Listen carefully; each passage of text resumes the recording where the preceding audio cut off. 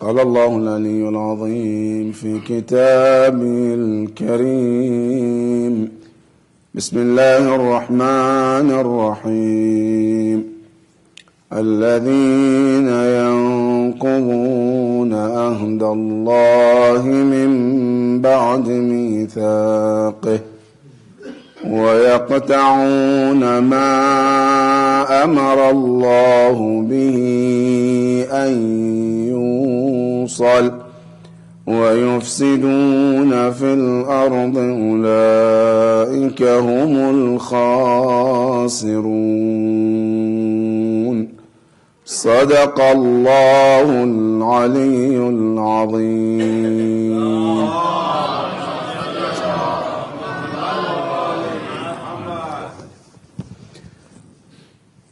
As we are commemorating the death anniversary, the Shahada anniversary of our great Imam, Al-Imam Al-Hasan Al-Askari alayhi salam,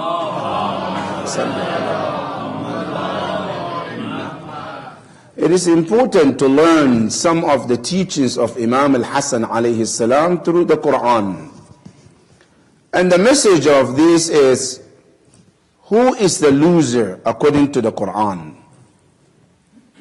When we say a loser among ourselves, who do we call a loser?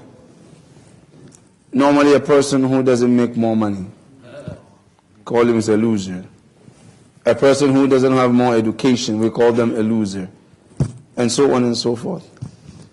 But in the Quran, when Allah subhanahu wa ta'ala talks, Allah has a different way of looking at a loser. There are certain things we consider a person who doesn't have it a loser, but Quran doesn't consider a person as a loser.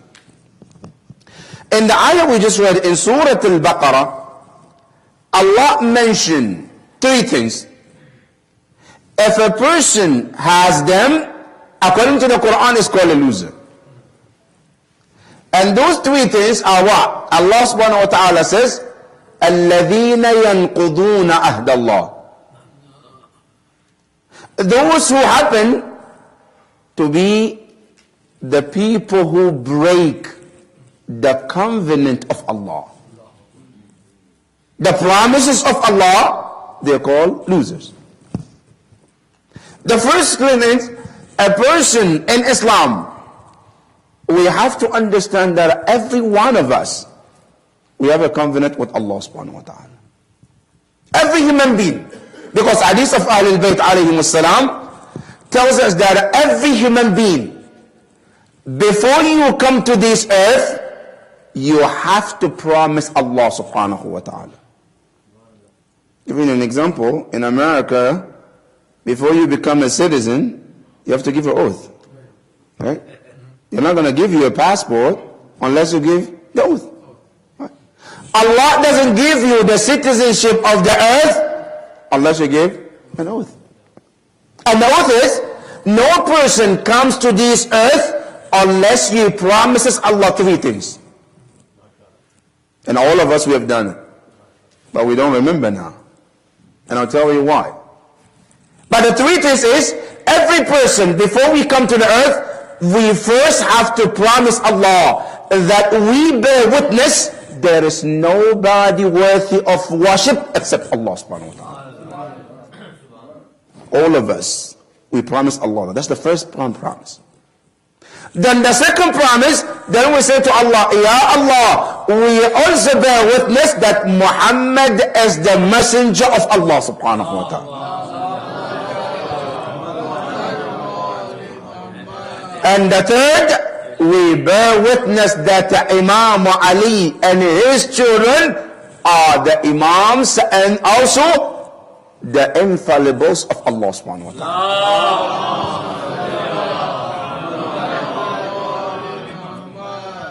Now, where did we give this? You go to another Quran, another ayah in the Quran. وَإِذْ أَخَذَ رَبُّكَ مِنْ بَنِي آدَمَ. Allah says, remember, when we took a covenant from every child of Adam, من ظهورهم وأشهدهم على أنفسهم ألست بربكم قالوا بلى And so we took a covenant from them. One of the covenant, Allah asked all of us, am I not your Lord? And what did we say? Bala. Yes, we are. You are our Lord. All of us, we give this covenant. And in Surah Yasin, Allah reminds us, I said, Alam ahad ilaykum ya bani Adam, Allah ta'budu shaitan. Wa na'buduni hadha saratun mustaqim. Allah said, you gave me your covenant. And you want to see the practical covenant? When a child is born, look at their hand. Like this. No child is born, and the hand is this. Every child comes to this world, and the hand is like this. Even as an adult, you want to open, you cannot open it. Why? Because he holding the covenant of Allah subhanahu wa ta'ala so tight. That is every human being. And Allah subhanahu wa ta'ala says, the moment we arrive in this world, what happened? A lot of things happens. Chasing behind dunya, money, houses, cars, children, wives, you name it. And the Quran reminds you also, Alhaakum.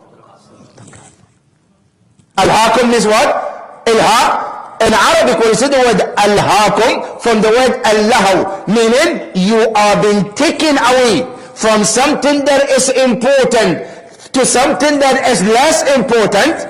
It's called in Arabic Allah. So Allah says Alhaakum at-takathur, meaning accumulating of things have taken you away from the covenant you give to Allah subhanahu wa ta'ala. That is, that Allah tells us in this ayah, الَّذِينَ يَنْقُضُونَ أَهْدَ اللَّهِ.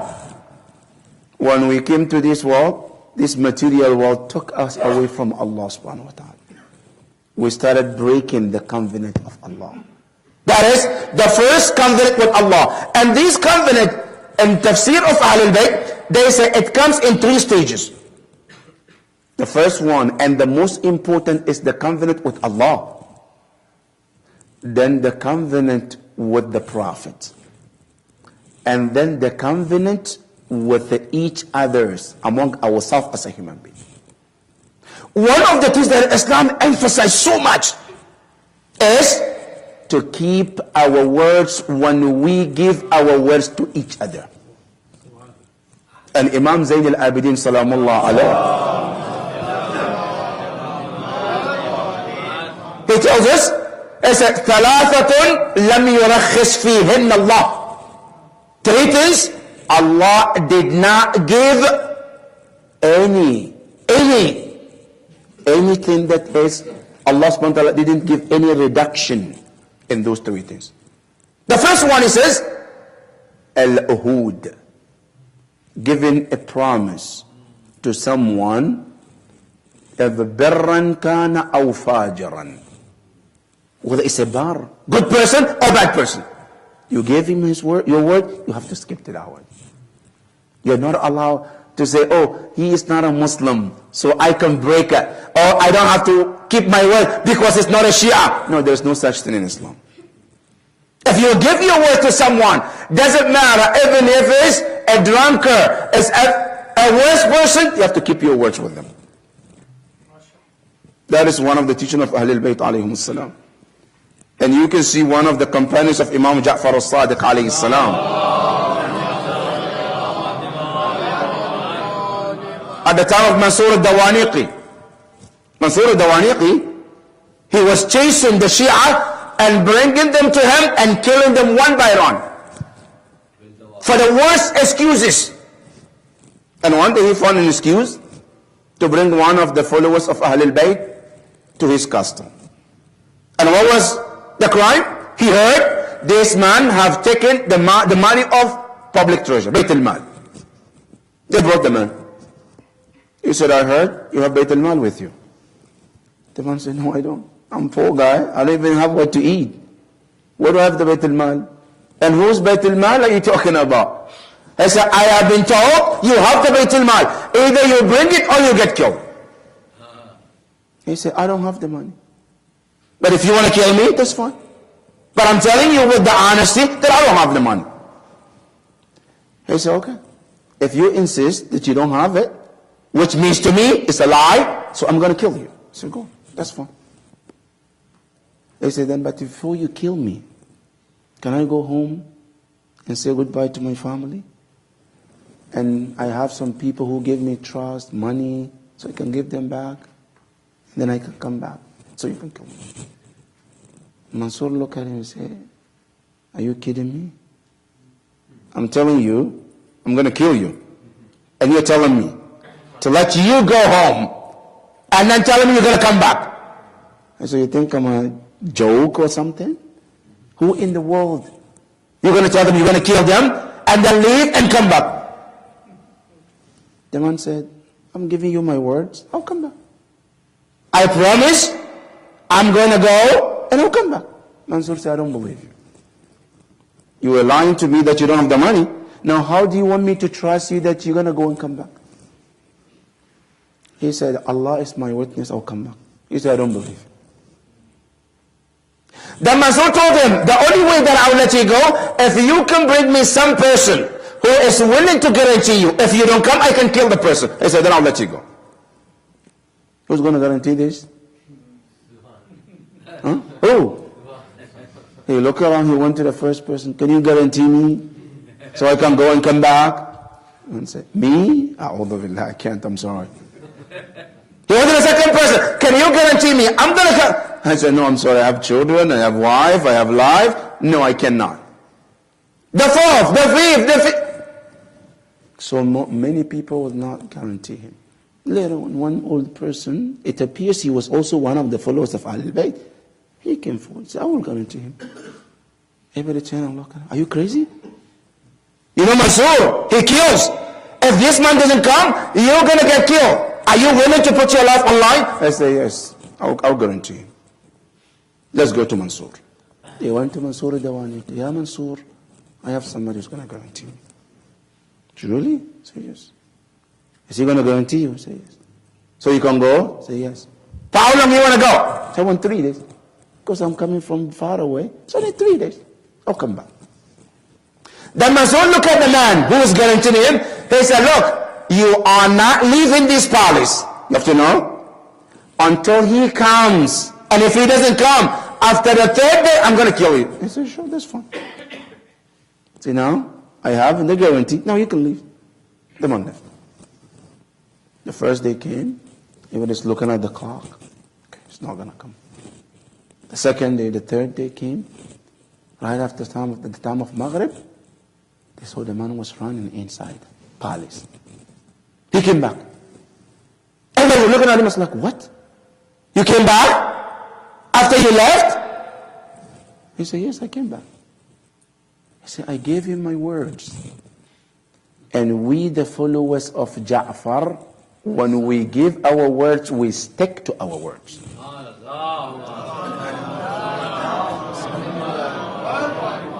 That is how Ja'far taught us. When we give our words, doesn't matter. A Muslim, Kafir, any person, we give them the word, we stick to that word. I gave him my words, I'm coming back, I come back. Mansour looked at him. Said, you really came back? I said, yes, I did. I said, I never seen a person in my life who I told him I'm going to kill you, and they get away, and they came back, except you. But because of your being honest, I forgave you, you can go back to your family. This is because of telling the truth and keeping your words. That is the teaching of Ahlul Bayt alayhimus salam. And here comes between the parentheses, for people like us who live in the West, because sometimes we live in the West, but we are trying so much to go against the teaching of Islam. Because sometimes I go and sign up with the credit card company. And one of the agreement, whatever I charge, I'm going to pay. Right? Then I swipe. Then later on, what do? I file bankruptcy. I can't pay. That's haram in Islam. Why? Some people they say, look, it's not a Muslim country, so it's okay. MashaAllah. Then we have Maraja among them as ourselves who give free fatwas. They say it's okay. Who tell you it's okay to charge a company's credit card knowingly you're not going to pay? It's haram in Islam. Let's learn from our first Imam, Imam Amir al-Mu'mineen, salamullah. In the battle of Khaybar, Imam Ali was going to fight the enemies of Allah, which the Prophet told him and ordered him to go. On the way, Imam Ali met the shepherd who was taking care of the animals that belongs to those who are in the Khaybar. The shepherd turned and he asked Imam Ali, where are you going? I said, we're going to fight the people in Khaybar. Then he said to Imam Ali, Ya Amir al-Mu'mineen, these all animals, these all goat and sheep and camels are all belong to them. Why don't you take it away? You know what Imam Ali said? Did he say, no, they are not Muslims, so bring it over? No. He said, no, this is their money. I have nothing to do with the money. I have everything to do with them and not their money. Imam Ali didn't touch anything from that money.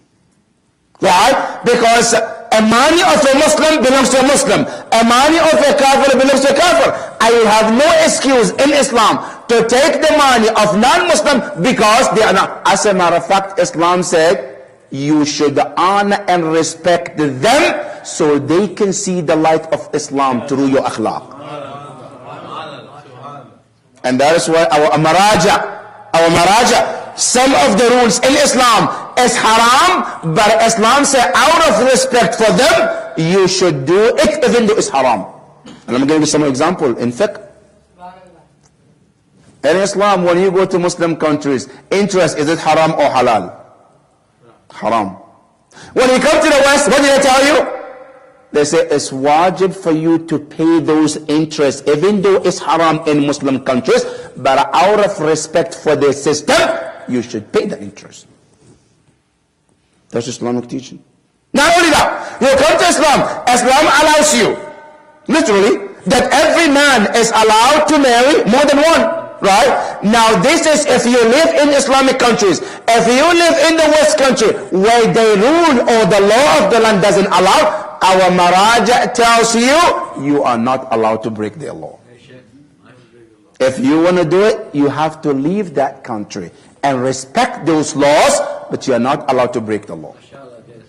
Not only that, you can't even, the laws of driving, Islamically, when you drive, we are not allowed to break the laws. If the speed limit is set for certain road, for a certain number, it's haram to break the law. It's called Qanun al-Wada'i. That is how Islam respects even non-Muslims. So when you give them the law, your word, Islam says you have to abide by the law. And that is why Allah says in the Quran, الَّذِينَ يَنْقُضُونَ أَهْدَ اللَّهِ, those who break the law of Allah subhanahu wa ta'ala. Whether the law belongs to Allah or the Prophet or humans, we are ordered to respect those laws and promises among us. That is number one. Number two, then Allah said, وَيَقْتَعُونَ مَا أَمَرَ اللَّهِ أَنْ يُوصَ بِهِ مَا أَمَرَ بِهِ أَنْ يُوصَلْ. Allah said, and also those who cut the ties that Allah kept. What does it mean? You know, in Islam, brothers, there are two kinds of relationships. One relationship is we are the ones who chooses those relationships. I get to choose who will be my wife. You get to choose who to be your friend. You got to choose who to be your neighbor. You got to choose all of them. But then there are second relationship. Allah said, I get to choose them for you. You don't get to choose them. Allah said, I get to choose them. Example, our parents. Our father and mothers, we don't get to choose them. Allah is the one who chooses our parents for us. Our brothers and sisters, our cousins and our nephews, who get to choose them? Allah subhanahu wa ta'ala. And those people that Allah chose, Allah say it's wajib to keep the tie with them regardless of any circumstances. And it's called in Arabic, Silatu Ar-Rahm. Sila in Arabic is to keep connection. Ar-Rahm, and you look in the hadith, they say that Allah, Ar-Rahm, in Arabic is called a womb. And Allah said, when I created a womb, I look at the womb and I wanted to name it. And I name it Rahim. Rahim in Arabic is this womb. He said, the word Rahim is driven from the name of Allah, which means Rahmah, a mercy. Allah subhanahu wa ta'ala named this word to a womb because that is the place where Allah shows His mercy and His love and kindness to the creatures that Allah creates. And Allah subhanahu wa ta'ala tells us that every person that relates to you by blood, you should honor and respect that relationship. And that's what Allah says, وَيَقْتَعُونَ مَا أَمَرَ اللَّهُ بِهِ أَنْ يُوصَلْ. Allah said, I don't like people who cut those relationship and ties. In Islam, sometimes we hear it. In the family, a brother and a sister, they have disagreement, and then brother say, I'm not going to talk to you for the rest of my life. I don't want to see you for the rest of my life. You know what the Quran says, and Allah subhanahu wa ta'ala tells us in the hadith of Ahlul Bayt? One of the things that hasten your life and cut them short is cutting the ties with your relatives.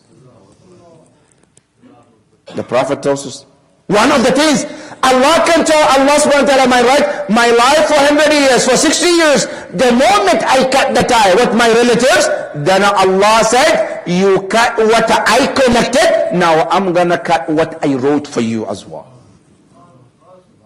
From 100 years, Allah might cut to 60, might cut to 50, because you cut the tie with your relatives.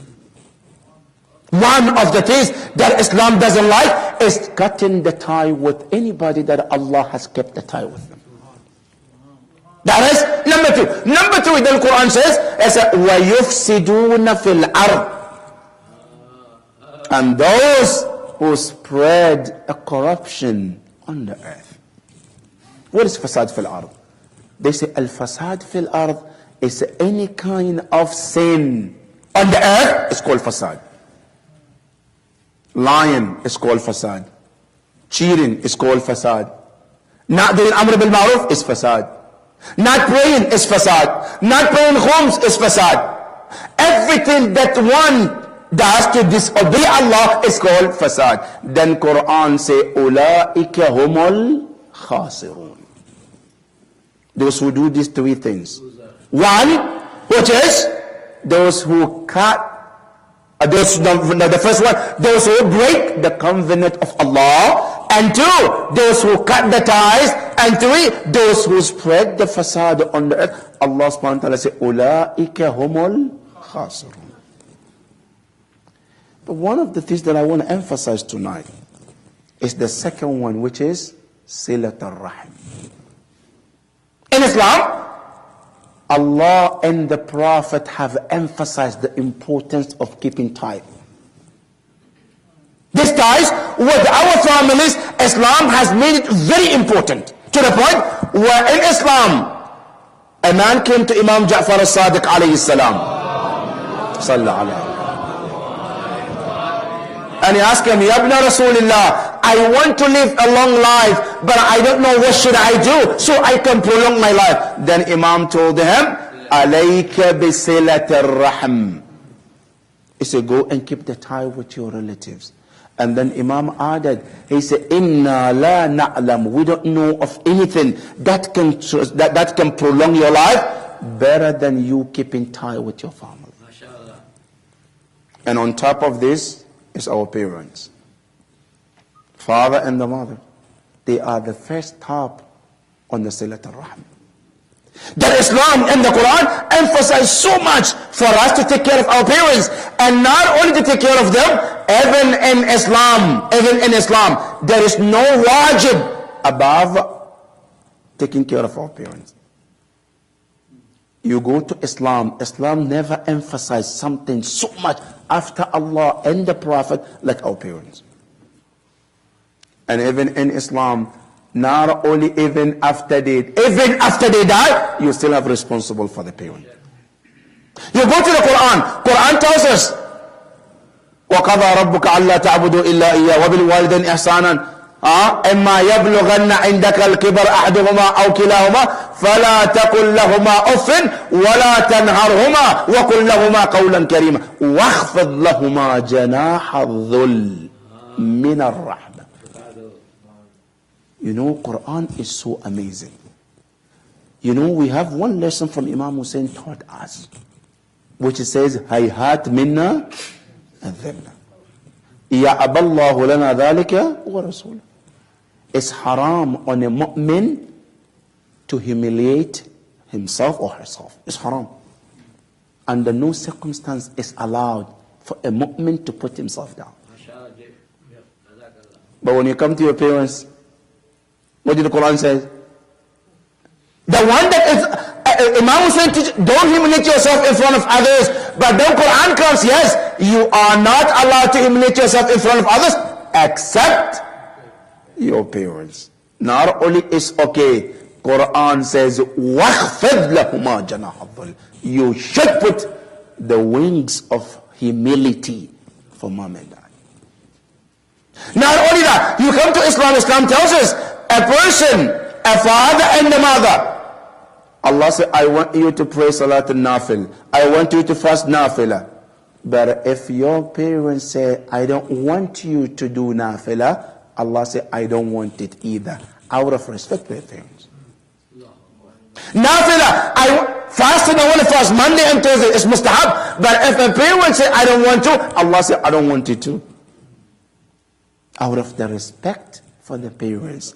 Because they are the highest position in Silat al-Rahim. After your parents, then come other family members too. Because here, brothers and sisters, we have to understand, living in the West, sometimes it takes us away from teaching of Islam. Sometimes we say, my family is my wife and my children. Where's my cousins? They are not my family. My grandparents? They are not my family. My uncles, they're not my family. No, in Islam, all of those people are considered your family. And they all tie with you, and you're supposed to take good care of them. And if you fail to take care of them, Islam said, you are also considered a responsible in front of Allah Yawm al-Qiyamah. And that is what Imam al-Hasan al-Askari alayhi salam is teaching us. Imam al-Hasan al-Askari, in his Ocean of University, taught us this. And who is Imam al-Hasan al-Askari? Imam al-Hasan al-Askari, when you go to his history, is different than the rest of the Imams. So many. Because a lot of the Imams, when you look at their life and the life of Imam al-Hasan al-Askari, there are so big difference. Why? Example. When you go to Bihar al-Anwar or other books that was written about Imams, you see قال الإمام علي, قال الإمام جعفر, قال الإمام الحسين, قال الإمام زين العابدين. But very rare to see قال الإمام الحسن العسكري. Very rare. What do you say about him? When you see most of what they say, كتب الإمام الحسن العسكري. كتب means wrote. It's very rare to see he says. Why? Because the circumstances that he lived in didn't permit him to say it so many times like other Imams. Imam al-Hasan al-Askari was born and raised in Medina until the time his father Imam al-Hadi was forced by Mutawakkil to move to Iraq. And Imam moved with his father. And when we name him, one of his laqab is Al-Askari. Why is he called Askari? Because every Imam, when you look at Imam Ali, Al-Murtaba, Al-Mujtaba, Al-Shaheed, Al-Sadiq, Al-Qadhim, Al-Baqir, Al-Rida, that's what they say. But when Imam al-Hasan is Al-Askari, Al-Askar, they said there are different reasons why he was called Al-Askar. Number one, they say Al-Askar in Arabic is mainly used for the soldiers' camp. It's called Mu'askar. Al-Mu'askar is a place where the army sit or army gather. They call it Mu'askar. From that word, they call Askari. And the reason why, they say because when Imam Al-Hadi alayhi salam, he and his son, when they moved to Iraq, they put them in Mu'askar, in the soldiers' camp, so they can be watched very closely. And because of that reason, Imam Al-Hadi alayhi salam and Imam Al-Hasan, they both are called Al-Askariyain. Al-Askariyain means two askaris. Because of that reason. Another reason, no. The reason why Imam Al-Hasan Al-Askari is called Al-Askar, because Al-Imam alayhi salam, he was assigned with soldiers who were always and constantly behind Imam Al-Hasan Al-Askari. And that's why it's called Al-Askar. That's one of his names. Another name of Imam that is very well known is called Ibn al-Rida. There are three Imams in the history they call Ibn al-Rida. The first one is Imam al-Jawad alayhi salam. The reason why, because at the time of Ma'mun, Imam al-Rida alayhi salam, with his position and how he became famous, so any time anybody has a relationship with Imam al-Rida, they always ascribe the person to Imam al-Rida alayhi salam. So Imam al-Jawad, one of the names that he is known of, Ibn al-Rida, the son of Rida. Then after that, Imam al-Hadi alayhi salam came. He also was known Ibn al-Rida. Then also after that, Imam al-Hasan al-Askari, he also is known as Ibn al-Rida. So we have three Imams. They all called Ibn al-Rida. One is Imam al-Jawad, Imam al-Hadi, and Imam al-Hasan al-Askari. But amazing about the life of Imam al-Hasan al-Askari, his life was completely different than the other Imams. Because Imam alayhi salam, he lived at the time where Imam will never been given a chance to have his freedom to do things like other Imams. He was constantly being chased, constantly being looked at, even when he was a child. Imam was a child even before they moved to Samarra.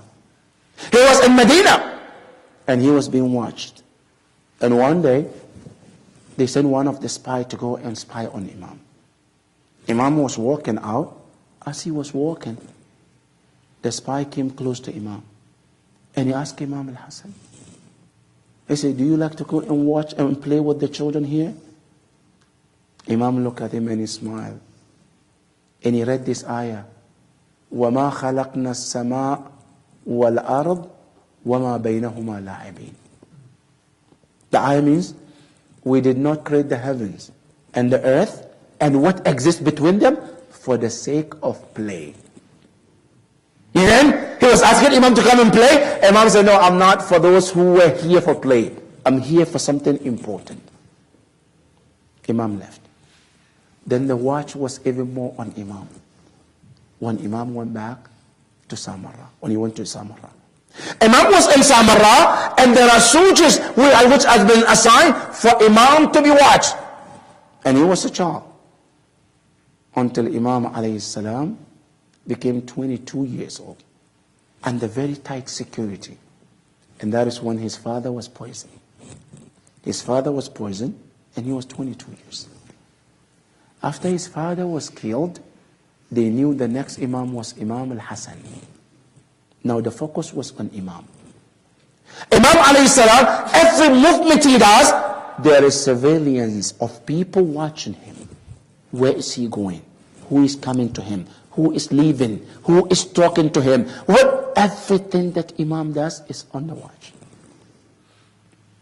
Until one day Imam al-Hasan al-Askari, he was in his prison.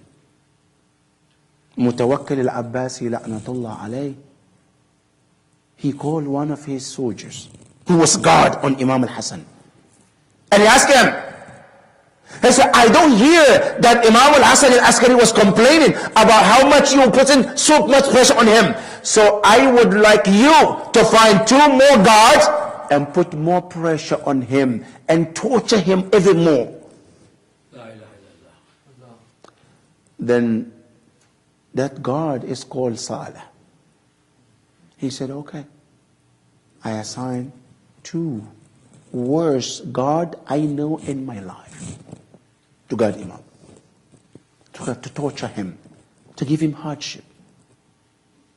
So they put the guards with Imam. 3 days later, they came to see how Imam is being tortured, how Imam is being punished. As soon as they walked into the prison, they saw these 2 guards are behind Imam praying Salat al-Layl with him.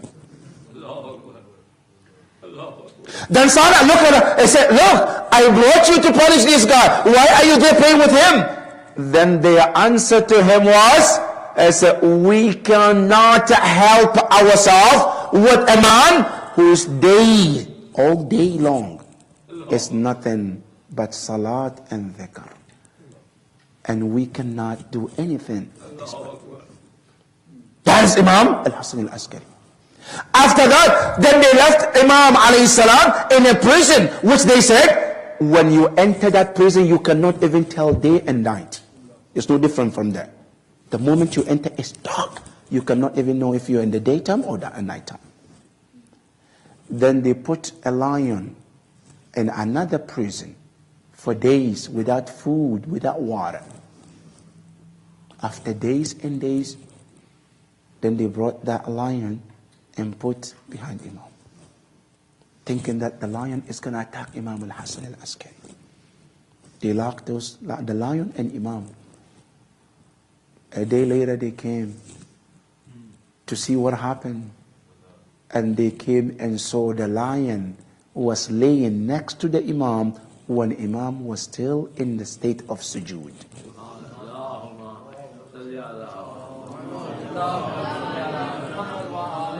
That is Imam al-Hasan al-Askari. Not only that, Imam al-Hasan al-Askari during his time, he has done so much for Islam. In his 28 years life that he had, Imam has done so much. You know, one of the biggest achievement of Imam, that Imam was able to guide and lead people even those difficult times. You know, during the time of Imam, there was one alim who was known as Yaqub al-Kandi, very alim in tafsir. One day he came up with an idea that he has got to the point where he found there is contradiction in the Quran. He found contradiction in the Quran. And for that matter, he's written a book about that. A lot of people were wondering what will happen. They came to Imam al-Hasan al-Askari. They told him, Yabna Rasulillah, there is a man, one of your students, he's writing this book, and he said he has came to find there is contradiction in the Quran. And then Imam Hassan said, can't any one of you answer him, question him? They say, Yabna Rasulillah, we are not in that level of knowledge. We cannot. Then Imam said to him, I'm going to give you one question to go and ask him and see if he can answer you. He said, okay, what is it? He said, ask him.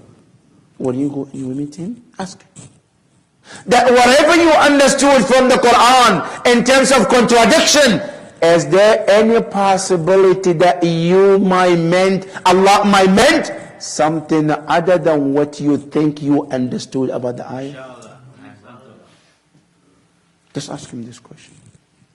The man came back, he met with him, and he posted the question to him. The first time the question was asked, Kendi, he said, he put his head down, and he kept thinking. Then he raised his head, then he asked, where did this question came from? Then the man says, from me. He said, no, this question is too heavy to come from somebody like you. It has to come from somebody higher than you. Tell me, where does this question come from?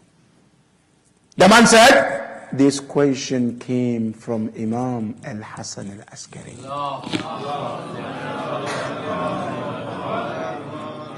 Immediately, Al-Kindi stood up, got his papers, and set them on fire. Wallah, brothers and sisters, this is how you can understand the greatness of Imam. You know, this idea that he got in his head, if not Imam has put a stop to it, do you know how this can affect the Muslim world later on? Let me tell you one example that we live in today. Wahhabism that we're suffering from today. Wahhabism that we are suffering from it in every part of the earth today. It was one person with the wrong idea. Nobody was able to stop him, and now it became a cancer spreaded in the world where people, Muslims and non-Muslims, are still suffering from this ideology. If Imam did not stop this ideology from that time, only Allah knows how much this ideology could hurt and harm Muslims and non-Muslims. But Imam, with one question, he was able to put an end to this. That is Imam al-Hasan al-Askari. Imam al-Hasan alayhi salam, during his time, people will come to him, they have problems, and Imam will always write them the answer and give them the best answer as well. One example that we also can learn tonight, as we are in the school of Imam al-Hasan al-Askari, a man wrote to Imam, and he was asking him, he said, Ya ibn Rasulullah, I'm suffering from one of the killing diseases. What is it? He wrote to Imam. He said, Ya ibn Rasulullah, inni u'ani min al-ka'aba. Al-ka'aba, which we know it today, we call it among ourselves, depression. He said, I'm facing depression. It's one of the diseases that we live in today. Ya ibn Rasulullah, where and how can I solve this problem so that I can get out of this depression? Imam wrote to him back. He said, first, I will tell you the cause of it, and then I'll tell you how to treat yourself from this. Then Imam wrote to him. He said, this depression that you're facing, the cause of it is nothing but hubb dunya. Hubb dunya, yes, because something you don't have, right? You're worried that you have to have, so you're putting yourself, you're pressuring yourself. And then Imam told him, the remedy of it is to always believe whatever is meant for you would not go away from you regardless. And whatever is not meant for you, it doesn't matter how much you struggle, you're not going to get it. That is Imam al-Hasan al-Askari. And the man said, from the day I got this answer from Imam, I said, I felt relief and I became free from depression from that day.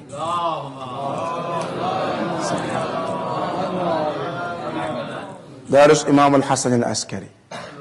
Imam al-Hasan al-Askari in the prison at this age of 28 years when they put a poison in his food. After they put all these obstacles on his way, they finally put a poison in his food. They put a poison in his food, and a night like tonight, Imam was suffering from this pain, was suffering from the poisons that he was given to. His son, Imam al-Hujjah alayhi salam, was telling us, he said, I was looking at my father, Imam al-Hasan al-Askari. فَكَانَ يُقَلِّبُ يَمِينًا وَشِمَالًا. He was turning left and right from that pain of the poison that he was given. وَكَانَ يَعْرَقُ جَبِينًا. He said, when I look at him, he was sweating from that poison. Not only that, he said, when I look at him, كَانَ يُغْمَى عَلَيْهِ. He becomes unconscious from that poison as well. As he continued the whole night, Imam could not sleep, could not rest from that poison. Then Imam alayhi salam, he called his son, Imam al-Hujjah, who was 5 years old at that time. And he said to him, Bunayya, oh my son, al-Imam. He said, إِذَا مِتْ, when I pass, and that will be tonight. But when I pass, I have some will that I want you to take care of it. What are the wills and wishes that you want, Ya Imam al-Hasan? He said, the first thing, Bunayya idha mittu faghassilni. When I pass, I want you to do my ghusl. Wa kafinni, and I want you to do my kafan as well. Wa hannatni, and I want you to do ta'need, put the camphor on the 7th part of my body where I put them in the sujood. And then he said, not only that, wa salli alayya, and pray on my body as well. Bunayya, oh my son, after I pass, udfulni, and I want you to take care of my burial, like every imam supposed to do with the previous imam. Then Imam al-Hasan al-Askari also said, oh my son, may Allah help you in this difficulty that is going to come on your way. Imam alayhi salam gave his son all the will and all the requirement that he's supposed to give. But my question to Imam al-Hasan al-Askari tonight, as he was telling his son, Aghsilni, oh wash my body and put the kafan. Remember, ya Imam al-Hasan al-Askari, your grandfather Hussein was killed in the land of Karbala, bila ghuslin wala kafanin. He was not given ghusl or kafan. He was not given ta'need. He was not given anything. As a matter of fact, he was left, the body was left on the land of Karbala for 3 days, bila ghuslin wala kafan. The narration said, Allahu Akbar, Imam al-Hujjah alayhi salam, on the day like tonight, he was there with his father, looking at his father was suffering, turning left and right, until the time came when Imam al-Hasan al-Askari was passing.